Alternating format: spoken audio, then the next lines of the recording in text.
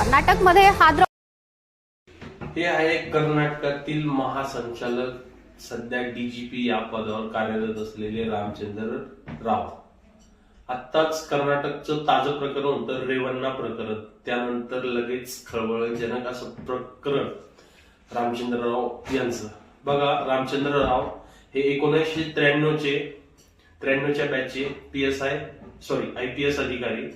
तर या रामचंद्र रावांनी काय केलं, आपल्या कार्यालयामध्ये जे जनतेच्या सुविधेसाठी जे कार्यालय होतं, जिथं जनतेचं हक्काचं दरबार ज्याला म्हणता येईल, संविधानिक दरबार जे, तर त्या दरबारमध्ये या हरामखोर रामचंद्र रावनी अक्षरशः तिथं महिलांना अश्लील असा स्पर्श केलाय, चुकीचा स्पर्श केलाय.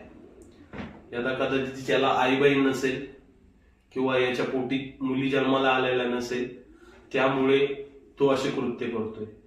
आणि तो पण ऑन ड्युटी. तुम्ही व्हिडिओमध्ये बघितला असेल की तो रामचंद्र राव एक मोठा अधिकारी गणवेशात असून सुद्धा त्या गणवेशाचा गैरफायदा त्यांनी घेतला आणि तिथं नको नको त्या महिलांना बोलून स्पर्श केले, अश्लील टच केला, अश्लील प्रकारे वागणूक दिली. अशा गोष्टी ह्या रामचंद्र रावनी केला. आणि रामचंद्र रावला जेव्हा कर्नाटक सरकारने सस्पेंड केलं, त्यानंतर कर्नाटक सरकारने रामचंद्र रावने सांगितलं की हे जे प्रकरण आहे हे मॉब केलेले म्हणे, व्हिडिओ एडिट केलेले म्हणे, हे मला बदनाम करण्याचं कारण आहे म्हणे.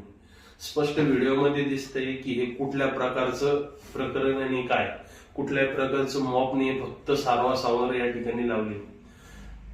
भारताचं भवितव्य हे अतिशय धोक्यामध्ये यावरून दिसतंय. दिवसेंदिवस रोज अशा घटना होत आहेत भारतामध्ये.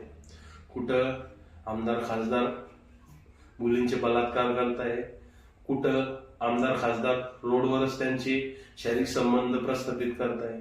नेमकं काय चाललंय या भारत देशामध्ये आणि काय नाही, असं म्हणायला हरकत नाही की कलियुग या ठिकाणी चालू झालंय म्हणून.